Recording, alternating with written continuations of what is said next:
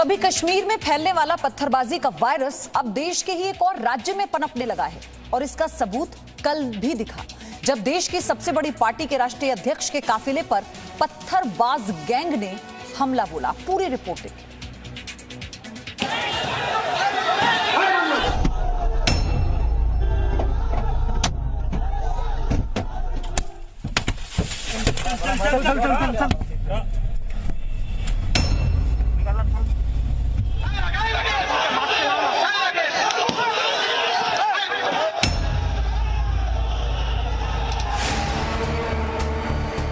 कोलकाता से सिर्फ 65 किलोमीटर दूर डायमंड हार्बर, ये शहर पश्चिम बंगाल के साउथ 24 परगना जिले में पड़ता है। इसी जगह पर बीजेपी के राष्ट्रीय अध्यक्ष जेपी नड्डा के काफिले पर पथराव हुआ।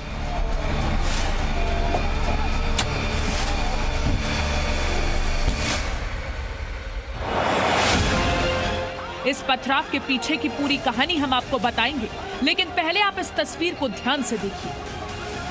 ये तस्वीर डायमंड हार्बर के शीराकोल मोड़ की है और तस्वीर में दिख रहा है कि दो गाड़ियां सड़क से गुजर रही हैं। ये दरअसल जेपी नड्डा का काफिला है और सड़क के दोनों ओर भीड़ है। इस भीड़ में कुछ लोगों के हाथ में बीजेपी का झंडा है, जबकि ज्यादातर लोग ऐसे हैं जिनके हाथ में तृणमूल कांग्रेस का झंडा है, यानी ये लोग टीएमसी के कार्यकर्ता लग रहे हैं। मौके पर पुलिस भी लगी है, लेकिन पुलिस की मौजूदगी के बीच एक बड़ी सी ईंट जेपी नड्डा की गाड़ी पर फेंकी जाती है। ये देखिए, यही है वो ईंट। अब इसी वीडियो को आप अगले 20 सेकंड तक अनकट देखिए और सिर्फ आवाज पर गौर कीजिए।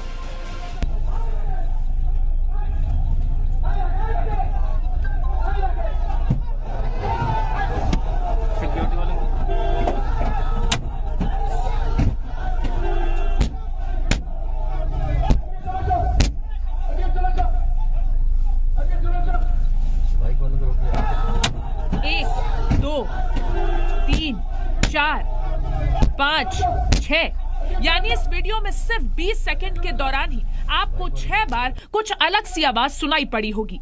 ये अलग सी आवाज पथराव की है। ये वीडियो बीजेपी के महासचिव कैलाश विजयवर्गीय ने ट्विटर पर शेयर किया है।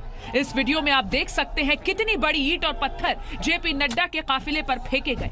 काफिले में जेपी नड्डा भी थे और बीजेपी के महासचिव कैलाश विजयवर्गीय भी। जिस वक्त ये पत्थरबाजी हो रही थी, जी मीडिया रिपोर्टर पूजा मेहता वहीं मौजूद थी। अलग अलग जगहों पर तृणमूल कांग्रेस के कार्यकर्ताओं की तरफ से पथराव किया गया। हम आपको तस्वीरें दिखा रहे हैं। ये आप देखिए, ये कॉन्वॉय की गाड़ी है। इतनी जोरों से यहाँ पे पथराव किया गया था इस कॉन्वॉय में कि इसका शीशा टूट चुका है, पूरी तरीके से डैमेज हो चुकी है।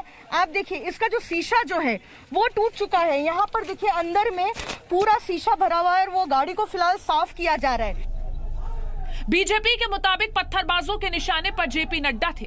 अगर जेपी नड्डा बुलेट प्रूफ गाड़ी में नहीं होते तो हो सकता था कि कैलाश विजयवर्गीय की तरह वो भी घायल होते। आप सब लोग भी उस कन्वॉय में थे, आपने सबने देखा। अगर अभी भी आप जाके मेरी गाड़ी पर देखेंगे तो वो निशान पड़ा हुआ है जो पत्थर से मारा गया, और वो बुलेट प्रूफ कार थी, इसलिए हम बच गए। और उसको छोड़ दीजिए, कैलाश विजयवर्गीय जी की गाड़ी देख लीजिए, हमारे मुकुल रॉय की गाड़ी देख लीजिए, अनुपम हजारा की गाड़ी देख लीजिए, शिव प्रकाश जी की गाड़ी देख लीजिए, कोई गाड़ी का कोई शीशा बचा ही नहीं है। This is Mamata style of functioning. अराजकता की हद है ये। बंगाल में क्या किसी राजनीतिक दल के राष्ट्रीय अध्यक्ष का इस प्रकार स्वागत होता है क्या? जनता इस दिशा में निर्णय करे कि बंगाल का अपमान, बंगाल की संस्कृति और संस्कार का अपमान कब तक होने देंगे हम। ये कैलाश विजयवर्गीय की गाड़ी है। इस गाड़ी का हाल देख लीजिए। इस गाड़ी में जितने लोग थे सबको चोट लगी। ड्राइवर ने पत्थरबाजी के दौरान गाड़ी रोकी नहीं तो और ज्यादा नुकसान हो सकता था। कैलाश विजयवर्गीय के ड्राइवर निताय से जी मीडिया रिपोर्टर पूजा मेहता ने बात की। साहब यहाँ बैठा था, साहब को इतना दूर पत्थर मारा ना, शीशा तोड़ के साहब को हाथ में पूरा चोट आ गया, जबरदस्त चोट आया। और हमारा सामने मारा शीशा, देखिए ना। और उसके बाद डाना तो इतना बड़ा पत्थर मारा, शीशा फोड़ के मेरा इतना दूर लगा। अभी बहुत दूर पहन। पुलिस नहीं थी उस समय? पुलिस लोग तो थे। पुलिस पहले एक पुलिस तो यहाँ खड़ा था, सिक्योरिटी वाला, और बाकी पुलिस वहाँ खड़ा था, बाकी पुलिस गाड़ी में था। पुलिस आते होते गाड़ी में। सड़क पर जो यहाँ की पुलिस होती है, ये पुलिस सामने तो मार रहा, पुलिस तो सामने खड़ा था, सामने तो मार रहा, पुलिस तो खड़ा था। बीजेपी का आरोप है कि तृणमूल कांग्रेस के कार्यकर्ताओं ने पत्थरबाजी की। सिर्फ पत्थरबाजी ही नहीं, बल्कि बीजेपी कार्यकर्ताओं को घेरकर मारने की कोशिश भी हुई। ये तस्वीर देखिए, बीजेपी के कार्यकर्ता को कैसे घेरकर पीटा जा रहा है। बीजेपी का कार्यकर्ता बाइक पर है और तृणमूल कांग्रेस के कार्यकर्ताओं ने इसकी पिटाई की। पश्चिम बंगाल में हिंसा की ये तस्वीरें डराने वाली हैं। किस तरीके से कॉमन मैन को जीने का अधिकार नहीं है और किस तरीके से कॉमन मैन की पीड़ाओं को कुचला जा रहा है, उसको बजाय इसके कि उसको साथ दिया जाए, उसको डेवलप किया जाए, उसको मुख्य धारा में शामिल किया जाए, उसको एम्पावर किया जाए, उसको और दबाया जा रहा है टीएमसी की सरकार के द्वारा और इन नेताओं के द्वारा। Law and order crumble down कर गया है, लॉ एंड ऑर्डर नहीं है, इसमें तो कोई दो राय नहीं है, लेकिन हम उसको प्रजातांत्रिक तरीके से लें। गृह मंत्री अमित शाह से लेकर कृषि मंत्री नरेंद्र सिंह तोमर तक सबने पश्चिम बंगाल में हुई इस वारदात की निंदा की। और जब पश्चिम बंगाल की मुख्यमंत्री ममता बनर्जी से जवाब मांगा गया तो उन्होंने क्या कहा, ये भी सुन लीजिए। অপোজিশন পার্টিকে অনেক সম্মান দিই, তাতেও যদি তোমাদের সন্তুষ্টি না হয় তখন আমি দিল্লি যাই। যতবার আমি দিল্লি যাই বিজেপির লোকগুলো গিয়ে আমার বাড়ি ঘেরাও করে। যতবার আমি দিল্লি যাই প্ল্যানিং কমিশন থেকে শুরু করে আপনারা দেখেছেন প্রত্যেকবার আমার বাড়ির সামনে ঝামেলা করে, প্রত্যেকবার আমার গাড়ির সামনে ঝামেলা করে। तो क्या ममता बनर्जी ये कहना चाहती हैं कि टीएमसी के कार्यकर्ताओं का ये पथराव एक बदला है?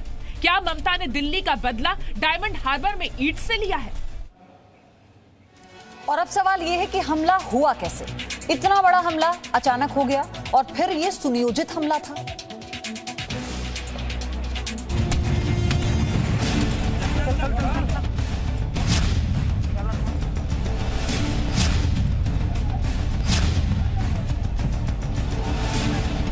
ममता राज में पत्थरबाजी की इस घटना को सिर्फ जेपी नड्डा या कैलाश विजयवर्गीय की नजर से मत देखिए। इसे ऐसे देखिए कि जिस पार्टी की केंद्र में सरकार है उस पार्टी के राष्ट्रीय अध्यक्ष के काफिले पर हमला हो जाना क्या ऐसा अचानक हुआ होगा? देयर इज नो एडमिनिस्ट्रेशन, प्रशासन नाम की कोई चीज नहीं है। राजनीतिक विद्वेष के साथ काम चल रहा है। क्या हम ऐसे ही बंगाल की कल्पना करते हैं? क्या यही रविंद्रनाथ टैगोर का बंगाल था जहां विचारों का आदान प्रदान होता था? क्या यही श्यामा प्रसाद मुखर्जी का बंगाल है? पश्चिम बंगाल के डायमंड हार्बर में जहां बीजेपी अध्यक्ष के काफिले पर पथराव हुआ वहां पुलिस मौजूद थी, लेकिन पत्थरबाजी होती रही। क्या यह भी एक संयोग है?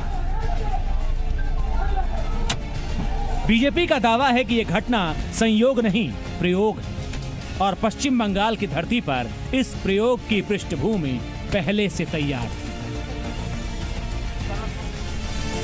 यानी बीजेपी का दावा है कि डायमंड हार्बर में जेपी नड्डा के काफिले को रोकने के लिए पहले से तैयारी की गई।